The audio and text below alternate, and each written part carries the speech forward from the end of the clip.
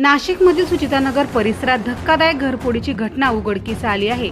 दीपाश apartment flat क्रमांक 1 येथे काल पहाटे सुमारे 5:30 वाजण्याच्या सुमारास 3 अज्ञात चोरट्यांनी घरात प्रवेश करून मोठी चोरी केली। मिळालेल्या माहितीनुसार घरातील सर्व सदस्य त्यावेळी हॉटेलमध्ये गेले होते। या संधीचा फायदा घेत चोरट्यांनी घरात शिरून सुमारे 25 लाख रुपयाची रोकड आणि अंदाजे 15 तोळे सोनं लंपास केले। सकाळी सुमारे 7 वाजता घरमालकाने सीसीटीव्ही तपासला असता इमारतीचा गेट उघडा असल्याचे लक्षात आले। त्यानंतर घरमालक इंदरपाल सिंह यांनी सरपंच सिंह यांना संपर्क करून घटनास्थळी पाहणी केली असता घरात मोठ्या प्रमाणात चोरी झाल्याचे स्पष्ट झाले।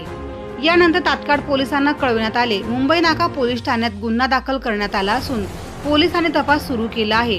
परिसरातील सीसीटीव्ही फुटेजच्या आधारे चोरट्यांचा शोध घेतला जात आहे। या घटनेमुळे परिसरात भीतीचे वातावरण निर्माण झाले असून नागरिकांनी सतर्क राहण्याचे आवाहन करण्यात येत आहे। प्रतिनिधी राजेंद्र सूर्यवंशी यांच्या रिपोर्टनुसार।